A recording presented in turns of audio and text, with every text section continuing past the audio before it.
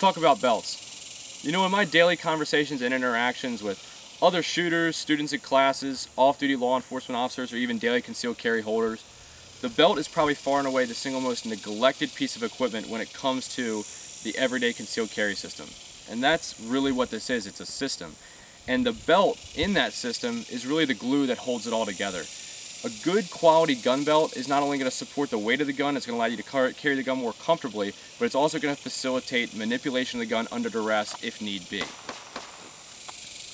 You know, far too often what I see in my own personal range time or even out of classes, you'll see guys that'll come out and they'll have a great handgun, a fantastic holster system to support it, but they're running it on for what all I can imagine was a belt that was purchased at Walmart. And I don't really want to offend anybody with that, but you have to understand that when you're running, you know, a heavy gun, as well as magazines and all the other equipment that goes to support it, if you're not running it on a belt that was designed to carry that weight and support that load of all that equipment, you're limiting your ability to be comfortable, to be effective, and you're really not doing yourself any favors. The next step up that I really see from that are guys that bring out what's called rigger's belts or instructor's belts, and all too often you see these ones that are purchased at like an Army Navy store. They're made of, you know, a 1 3/4, 2-inch nylon webbing, and the majority of them that we see come out are really flimsy. They're easily folded over, and what I mean by that is they're not easily wrapped around your body, but they fold over like a taco.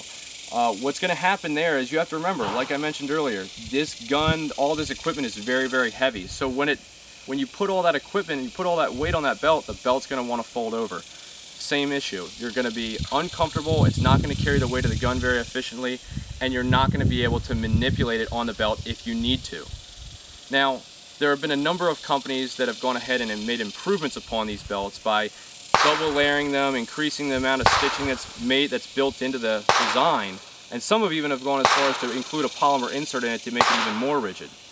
But a further problem with this rigger's belt design or this instructor's belt design is that it leaves you with this very long tag end. So what you're going to end up having, especially if you run equipment in the same manner and positions that I do, I run very tight fitting equipment, you know, especially from companies like Raven Concealment, very close fitting to the body. It's great for concealed carry, but when it's running it this tight and especially this far forward, you have this very long tag end when you're running a rigger's belt.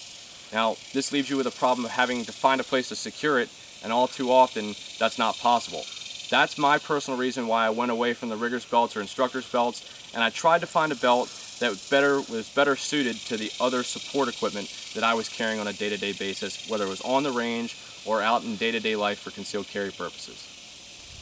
So looking at all these flaws that I'd seen in previous belts, I really kind of set out to find a key list of criteria that I look for when choosing a gun belt. First thing is it has to be infinitely adjustable. I'm not a big fan of the hole and peg style of belts that you traditionally see when you're buying them really from any other store. Far too often is what you see is a belt that's either too loose or too tight. It's almost impossible to get it exactly where you want it, especially when you start putting more equipment on your belt line. The biggest thing that I look for past that is rigidity. If you can pick a belt up and fold it over widthwise, that is not something that you want to go ahead and be using for a gun belt. I want something that no matter how much tension I put on it, I can't fold it over widthwise. I know that's going to really adequately support the weight of the gun, and it's also going to support single-handed manipulation if I need to run the slide off my belt. The other thing that I look for is convenience. I like a belt that I can easily clip on and off, whether I have to tuck my shirt in, use the restroom, whatever it is, I can very easily clip the belt on and off without going ahead and having to unloop the entire system. Now, when it came to considering all these factors, I found a company called Aries Gear. Aries Gear and the guys that manufacture them, specifically Jake himself, are the original manufacturers of what's known as the Ranger belt. This is a fantastic piece of equipment. As you can see, I've got a couple of them here. They're available in a variety of different designs. What you've got here is an 1.5 inch of scuba webbing and a 1-inch piece of nylon that slides through what's known as a Cobra Buckle. Like I mentioned earlier, very convenient, easily clips on and off, allows you to go ahead and clip the belt on for whatever it is that you might need to do. You simply thread it through all your gear like you traditionally would on a rigger's belt, but now this has solved a lot of additional problems. One, we can easily take it on and off like I mentioned. It's infinitely adjustable, but I've got a much smaller tag end that's a lot more easier to manage when you're talking about running kit that's far up close to the body. You can even loop it through and run it back through your belt loops. You can run it under holsters, whatever it is that you want to do. This is a fantastic piece of equipment. Now, as you can see, like I mentioned, I got a couple different designs here. This is one of my personal ones. I've been running this individual belt, this particular belt, for about the last 3.5 years, and it's held up incredibly well. They're unbelievably durable, and this really doesn't show a whole lot of wear at all, except for right here on the buckle, which just from going prone and all the other range work that I do, that's going to be expected. The other biggest thing that I look for in a belt now, after running Aries Gear, has been the fact that they're gray. And what I mean by that is it doesn't look like a gun belt. I like a belt that I can wear out in day-to-day life that doesn't look like, hey, this guy's carrying a gun.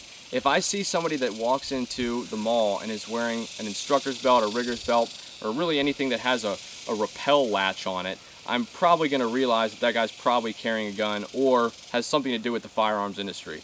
That's not the attention that I personally want to draw to myself when I'm out and about, and I really like the fact that there's a lot of options available from Aries Gear that allow me to stay as under the radar as possible in my day-to-day life. So guys, I really encourage you to go ahead and check this equipment out. www.ariesgear.com.